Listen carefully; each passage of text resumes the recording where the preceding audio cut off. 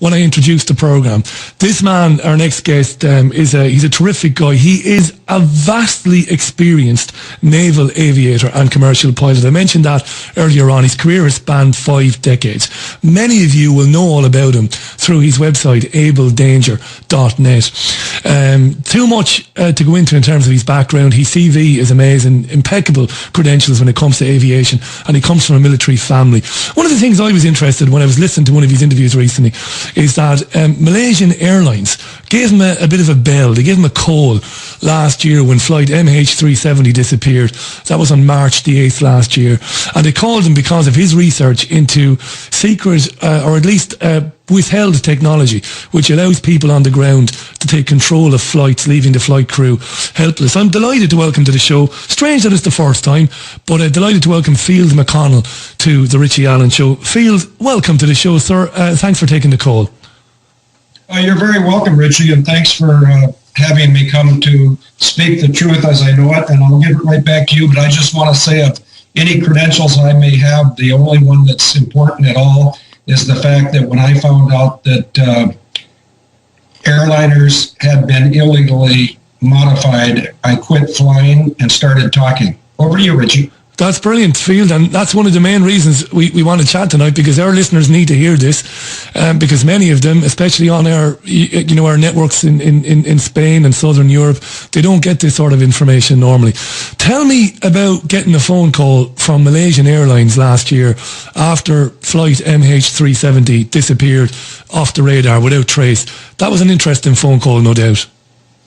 Yes, that phone call came to me on a Saturday. And if I had to guess, and I'm not going to guess because it was a phone call, it wasn't recorded, and I don't have the date, other than I know it would have been at least 1 week after March 8th. And the reason I know that is the reason Malaysia called me was because the same day that Malaysia 370 was taken remotely, we put out, and when I say we have a network of people with many in the UK, but all over probably on 4 continents, if not 5.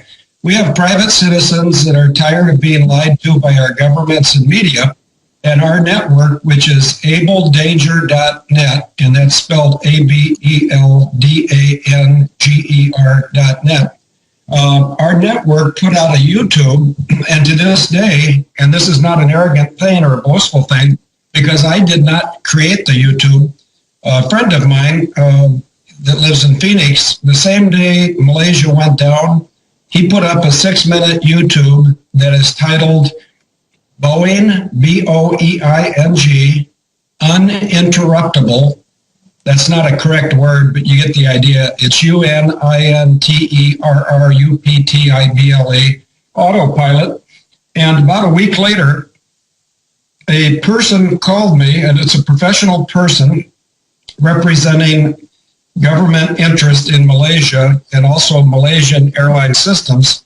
And that gentleman called me in the afternoon of the Saturday, which would have probably been 1 week after Malaysia 370 went down. And he asked me if I could, right out of the opening gun, the first comment was, "Hi, my name is redacted, and I would like for you to come to Malaysia and explain to us face to face what happened to our aircraft." Now, this is amazing, Field, because they must have known who you were.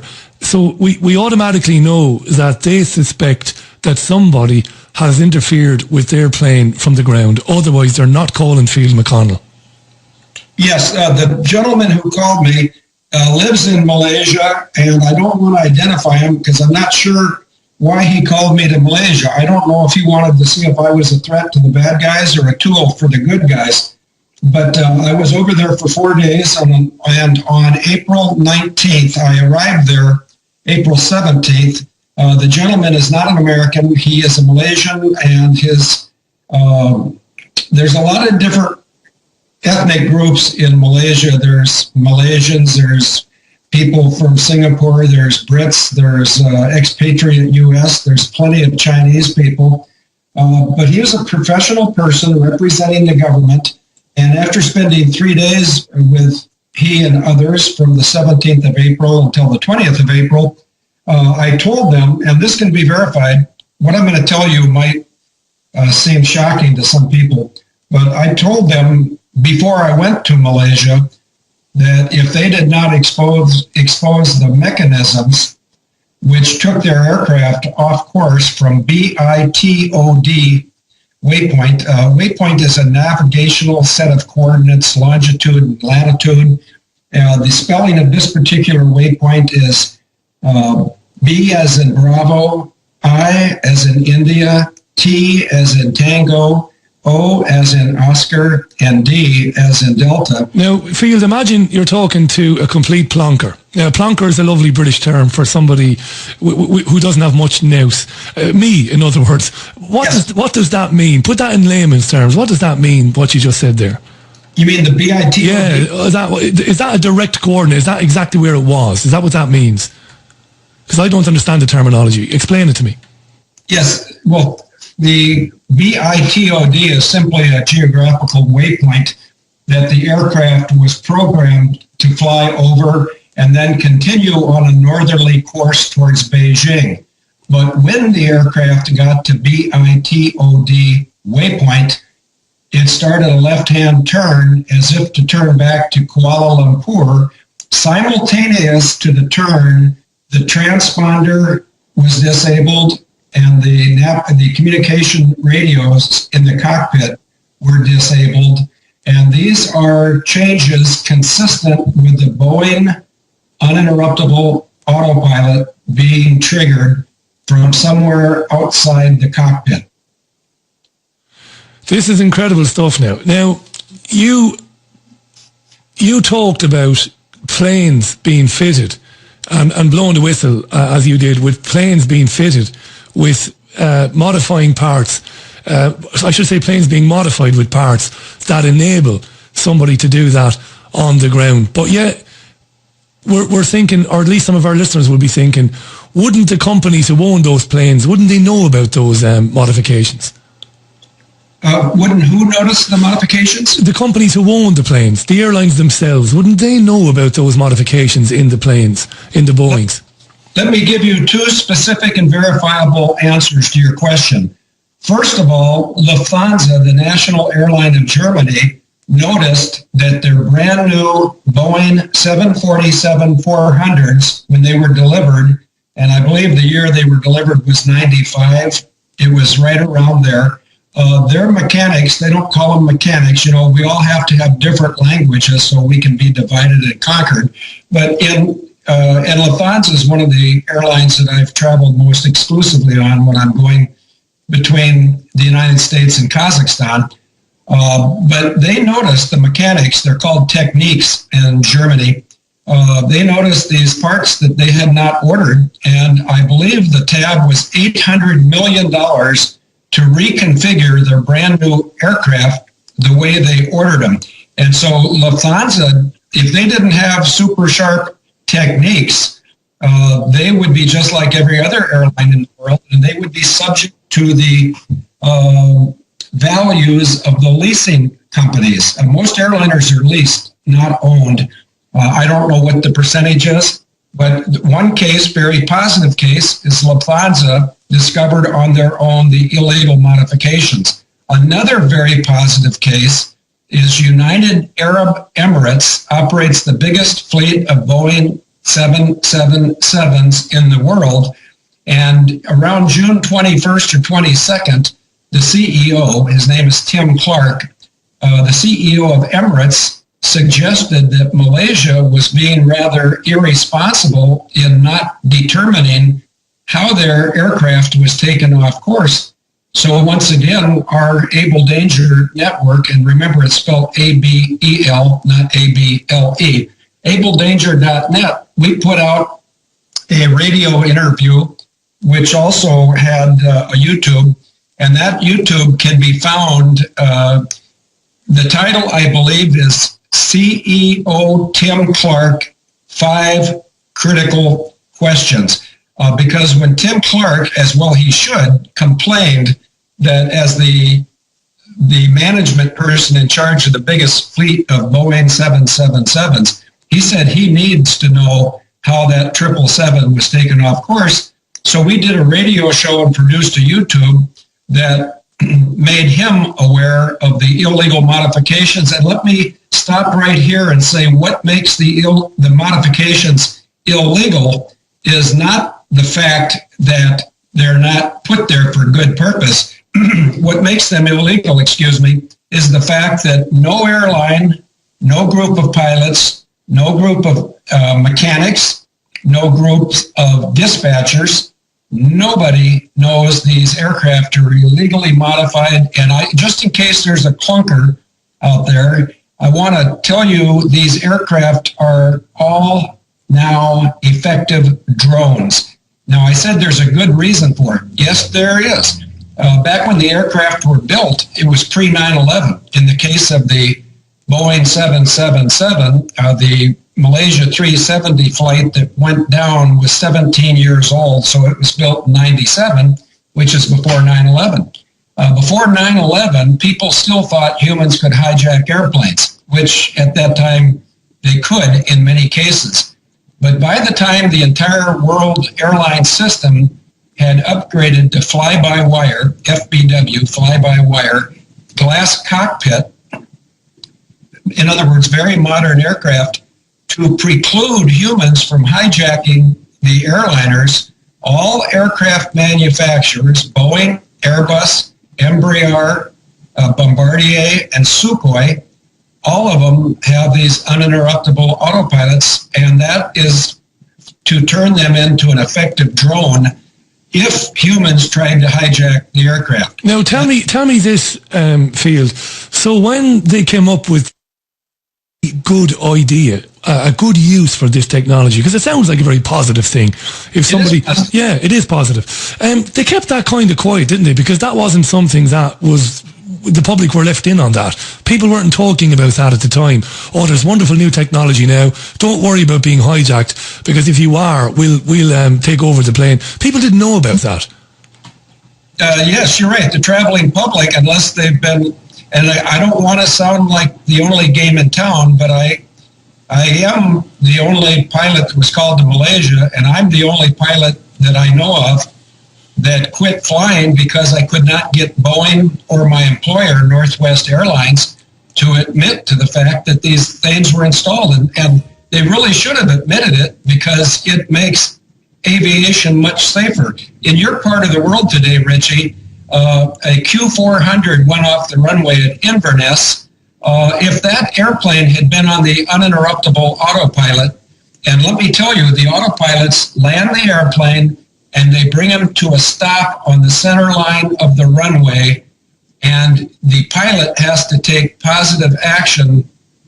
Let me back up. I misspoke somewhat. The uninterruptible autopilot is capable of doing that, yes. But even the regular autopilot, if you have both autopilots selected and you do a Category 3C landing, the aircraft will land on the center line, it will stop safely, and then when the pilot wants to take control of the aircraft so he can take it to the ramp, or as you in Europe say, the stand, I think.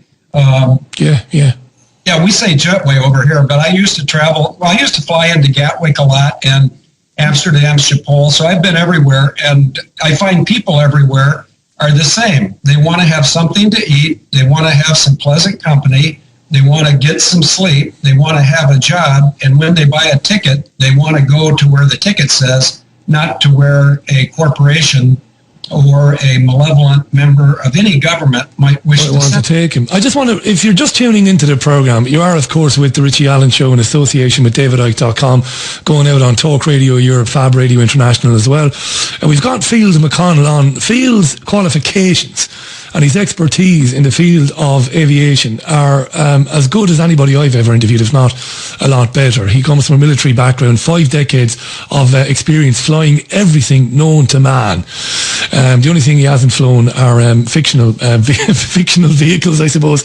And we're talking about extraordinary technology, which he's blown the whistle on, which exists, which enables somebody to take over the controls of a plane and basically render the flight crew helpless. And we're talking about Flight MH370, which went missing on the 8th of March last year. Still, nobody knows where it is. And Field contends and he was asked to give his opinion by members of the Malaysian authorities and Malaysian Airlines as to what happened, because they suspected that he knew, based on his research and his whistleblowing of this, that it might have been taken down or something might have happened to it, but done from the ground. This is extraordinary stuff. Now, Phil, I've got a load of tweets, right? So I've got to read some of these. There's lots and lots of tweets and emails as well.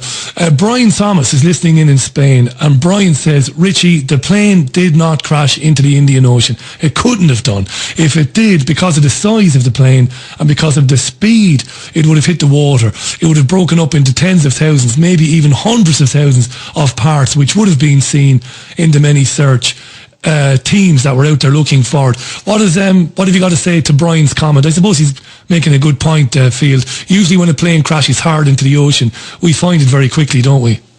Well, actually, yes, what you say is true. What your tweeter guy said is true. But let me make it even more simple. The aircraft was never lost. Not only do the airline's Special Operations, Systems Operations Center, SOC, the System Operations Center monitors the location of every flight they have airborne around the clock, and so does the engine manufacturer. In the case of this Boeing 777, Malaysia's aircraft, the first one to crash, the second was Malaysia 17, but Malaysia 370, it is known exactly what time it landed and where. And it landed at Diego Garcia. I'll spell that for your listeners who don't like American accents.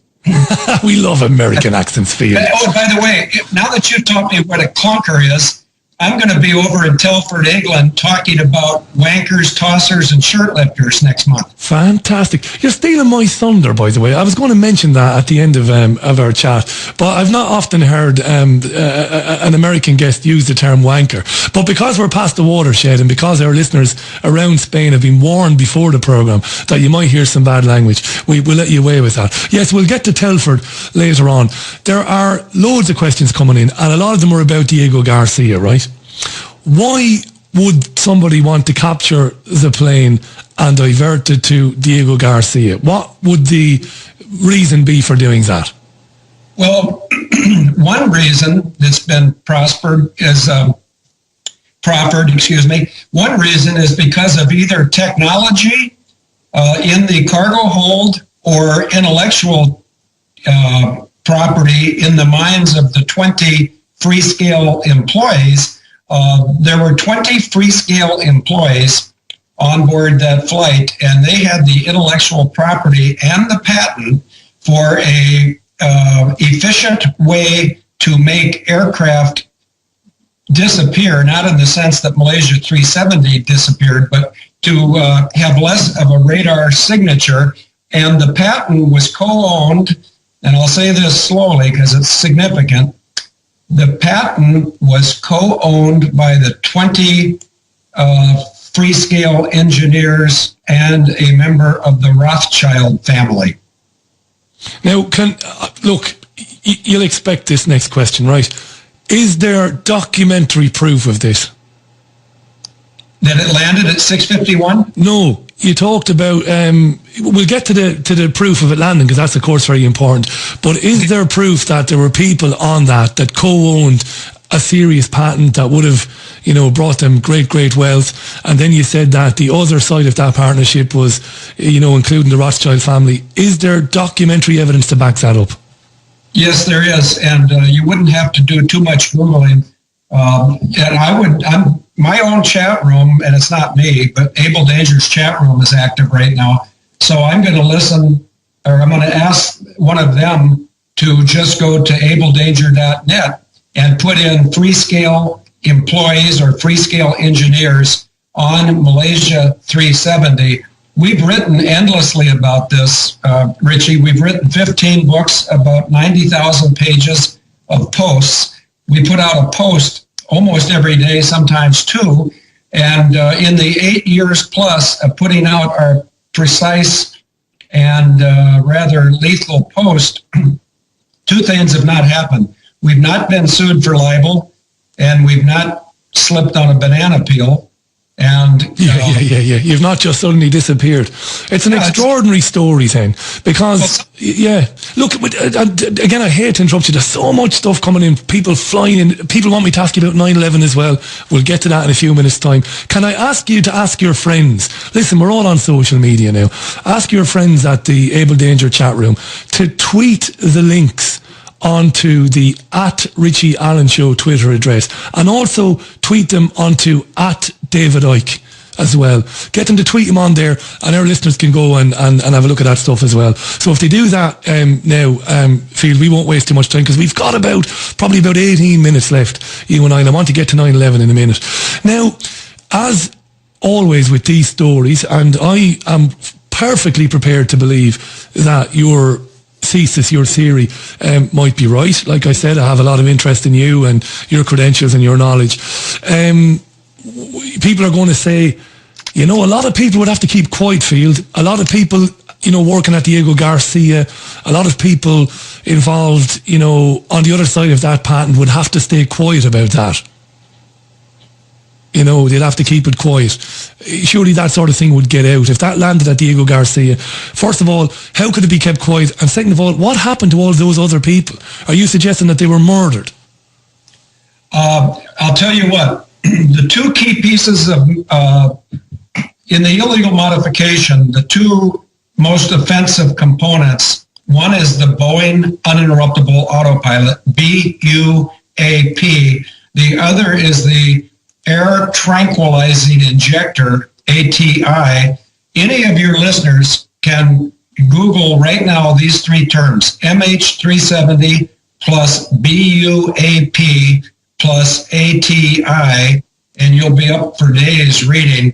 And this is the information that I took to Malaysia, and I spoke to 4 or 5 members of the government of Malaysia, past or present or both. And I spoke to a gathering of 15 Malaysia Airlines systems experts, expert pilots, expert technicians, expert financial people, expert executives, dispatchers, fuel people, engine people. And I asked him point blank when I was introduced, I said, has anybody in this room of experts ever heard of the Boeing Uninterruptible AutoPilot? Not one hand went up. Then I said, well, I'm going to be pretty surprised if any of you have heard about the ATI. This is how they murder people in airplanes, if they murdered them. The ATI will inject a colorless, tasteless, odorless gas into the cabin so that the passengers are very tranquil. Now, I know that you say you're a clunker, so if you're a clunker like I'm a clunker, after work you might go have a pint. 1 pint is good, 2 pints is better, 500 pints is lethal, toxic, dead. Same thing. And this is what could have happened. I like to try to stick to facts. Most of the time I do have an opinion. My opinion, and this is only an opinion, so I hope it doesn't offend anybody. I think the aircraft was remotely captured by a malevolent force first, and then I think that elements of the United States military tried to save the aircraft from the malevolent forces.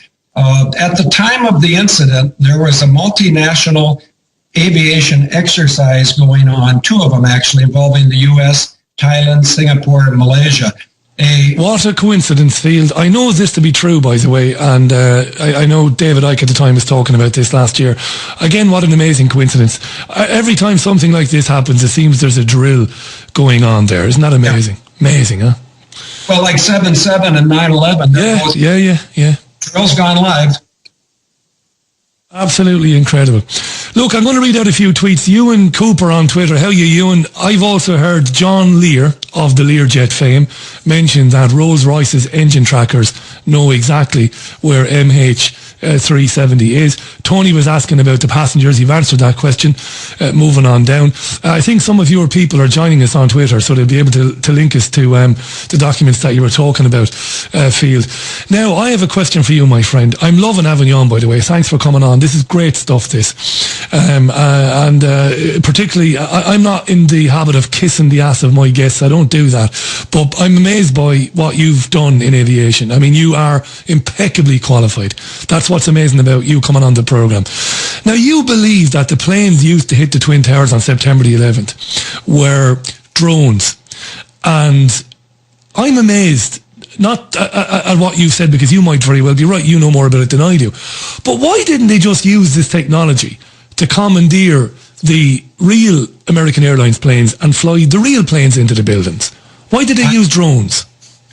Okay, I think I can answer that. This is an opinion, but this is a very expert opinion.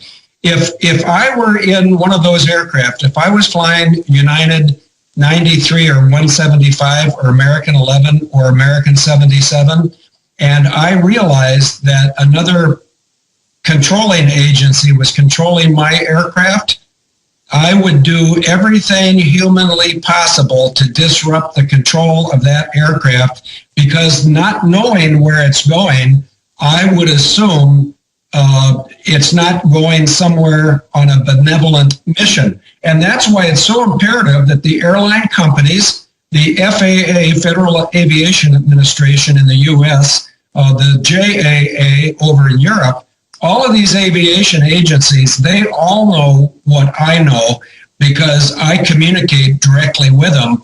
But this truth is so vast that they feel that if the truth of 9/11 and 7/7, 9/11, Malaysia 370, Malaysia 17, and the recent QZ 8501, if this truth is embraced, and it'll be by people like you and me, not by the mainstream media, then suddenly all of these security harassment things that are making our lives more difficult, like security at the airport, the railroad station, athletic events, all of this security stuff is for naught, because terrorism is not possible in airliners. The only people who can terrorize an airliner are the people that not only know about the remote control, but have the mechanisms and the protocols to interrupt the path of an airliner. If I were on an airliner today and I knew that it had been taken over by the Boeing Uninterruptible AutoPilot, I would just order another beer and relax, because the technology is better than pilots. Field, you said on an interview you did with somebody in the States last year, I've been doing my homework, my friend. I've been having a bit of a listen back to what you've been saying.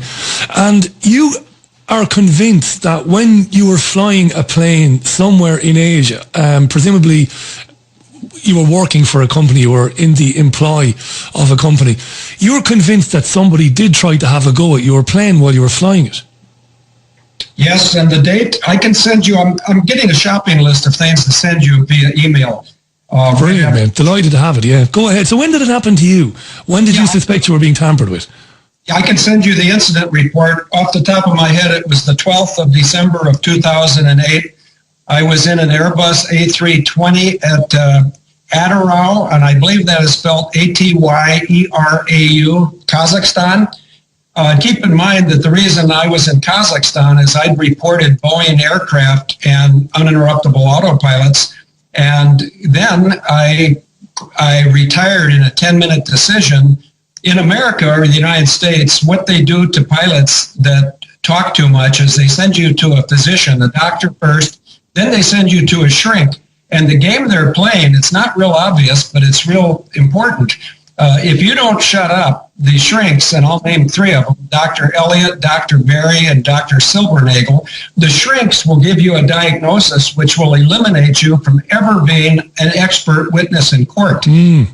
And see, that's the game they play. It's not about ego. It's not about money. But the last thing, David Cameron, I think you know that name, and Nick Clegg. Nick Clegg, David Cameron, the Royals, Barack Obama, and the Department of Justice, the last person in the world they want to see in a courtroom talking about remote capture technology of airliners is me. And that's just too bad, because I'm coming to Tilford, England to speak on March 1st. And prior to my traveling, I'm going to send a letter to a judge whose name is Rosemary M. Collier, and I'm going to demand $2.93 billion with a B dollars, because after I exposed this technology, 1404 victims on 10 different airline flights have died in a manner consistent with what I warned them about. And I warned them on the 10th of December of 2006. So right now I've got three things to send you. My letter of 10 December of 2006, a 66-page document regarding the patents of the Boeing Uninterruptible AutoPilot from 1953 through 2013, and also the incident report in Atarau, Kazakhstan, where the aircraft was loaded extremely aft CG. In other words, it was so tail heavy that it took off 40 knots too soon. And I don't want to get into the pilot talk, although I can do that fairly well still. But we became airborne 40 knots before it was safe to be airborne. And so the Airbus is flown by a side stick controller. And because I had lots of experience and I didn't care about flying anymore, I always had the co-pilots fly because they're young and they need experience. But when this airplane became airborne at night in a snowstorm, I immediately said in English, and my English is different from yours, so imagine if you're a Russian. Yeah. So I'm telling this Russian co-pilot, not a Kazakh, but a Russian, I said, I've got it. That's all I said. And I start controlling the airplane. And put yourself in his seat. Here we are in a snowstorm at night, poor visibility, and I say, I have it, and then the nose of the aircraft goes down. I'm sure he thought we were going to fly into the ground. So to keep me from flying into the ground, he pulls his stick back, and we start doing what's called a PIO, pilot-induced oscillation. And I told him the second time, I've got it. And then the third time I said, I've got it, I mustered superhuman strength, and I pushed that guy right up against his side window. And I don't know how I did it, because I would have been 59 or 60 years old then. And I'm not the biggest guy in the world. I'm not the smallest guy, but I pulled this guy right out of his seat and stuffed him up against the window, and that was adrenaline. And we did fly out of it safely, but I'm trying to be humble, but I'm also trying to be honest. The only reason we did not crash is because I was a Navy-trained F-16 experienced pilot, and I knew intuitively that if we didn't stick the nose down, we were going to die. You're going to die. Now, we've got exactly 5.5 minutes left. It's flown by, but we'll have you on again very soon, right? So I'm going to run through a series of questions. Now, don't be offended, but I'm going to ask you to be quick with the answers because there's so many questions coming in about loads of different stuff. Question one. Are we to presume then that the people on Flight 77 and the people on the other airplanes that supposedly crashed into the towers, that those people were taken away and summarily executed somewhere else? Yes, they all died in Whiskey 386 Alpha airspace, except United 93. That airplane was destroyed by technology over Shanksville, Pennsylvania. Jesus. Second question, you'll have expected this coming in from lots of different people. Is there any way that a pilot could execute the manoeuvres that Hani Hanjwar was supposed to have executed in Flight 77 hitting the Pentagon? A lot of people have said that it's impossible aeronautics or aerobatics. Now, you're a very experienced pilot. Could you have done it? Well, I've done it in fighter aircraft. Let me answer the question. In a fighter aircraft, yeah, but in a Boeing 727 or 737, could you do it? Impossible. A transport category aircraft is stressed for 2.5 positive Gs and one negative G.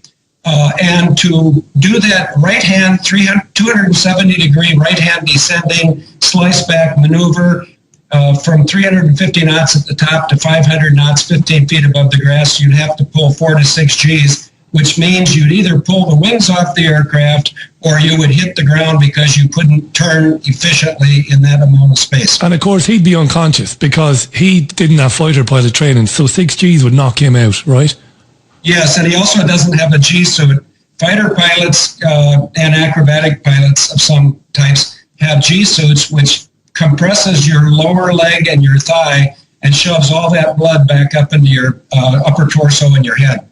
A lot of people have asked me to ask you this. This is a genuine question now. A lot of people asking this on email and on Twitter. Do you have any hope for the country you were born in and the countries that you served in the military? Or are you that sickened by it that you don't believe there's any hope for it? I mean, it's a tough question, that, because there are a lot of American men and women who are, who rebel against the policies of their government, who hate it, who speak out about it. It's a bit unfair, that question, but I'll ask you, does your country sicken you? Are you ashamed to be an American? No, I'm not ashamed of it. This will shock your Twitter person. My own sister is one of the most evil people in the United States of America, and she and others like her are committing treason. They know they're committing treason. In the case of my sister, I'll give you her name, Christine Marcy, Kristine, Marcy, Marcy. She is the individual, it appears, that got Barack Obama his passport when he changed his name from Barry Swatero to Barack Obama. My sister was a government employee at that time. She has been in a lot of different government jobs, and she's been treasonous every step of the way. I was fascinated to read this, and I didn't want to get into this tonight, not because I'm trying to censor you in any way, but because we only had the 35 minutes tonight. But that's something that I really want to get into with you the next time you're on, Field. There's no doubt about that. Look, there's going to be people listening to this program tonight, and they're going to think, if what Field is saying is true, I'm going to be worried now if I'm travelling on, a lot of business flights around Europe or around the world, because it seems that if malevolent, nasty bastards want to take somebody out, this is a fantastic way of doing it, being able to use this technology from the ground. I know, look, there are hundreds of thousands of flights a week flying all around the world. You'd have to be pretty unlucky to get on one of the flights that might be targeted. But, for a lot of people listening to this program, they won't have known anything about this technology field. Should people be worried about it, about travelling on planes? It might sound stupid, but I've got to ask that question anyway. No, they should not be worried about traveling on aircraft. What they should be worried about is remaining silent.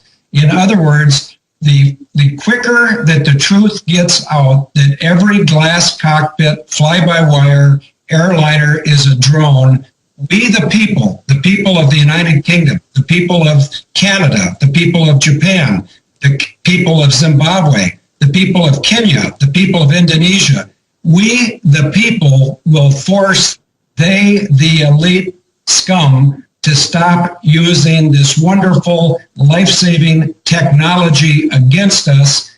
And they're doing it simply to take out people they need dead and to make reinsurance profits. The 10 aircraft, which I didn't mention, but I can if you wish, but the 1,404 people that died on those 10 aircraft, they were insured for $165,000 apiece, but there's reinsurance for tenfold. So when these evil, I was going to say bastard, but I guess we can't say that. You can say whatever you want. We're past the watershed. But we've got about 30 seconds. I'm going to let you wrap it up in 30 seconds, Field, and then we'll get you back on again soon. Go on. Yes, tell people not to worry about flying. It's safer than driving to the airport. Over to you, Richie. Field, it was great having you on, mate. What an absolute tonic it was to have you on the show tonight. Check out abeldanger.net. Field will be in Telford. We'll tweet all about that. Anybody who's going to be around Telford to go and hear him speak very soon. Again, all the details on our Twitter page. Field, thanks for doing it. Enjoy the rest of your day, and let's get in touch and chat again very soon. Okay, cheers, Richie. Good night. And look after yourself. Field McConnell on the line to us there. Extraordinary. And too many tweets coming in. I want to say hi to Emily Wisnell. Emily was on the programme.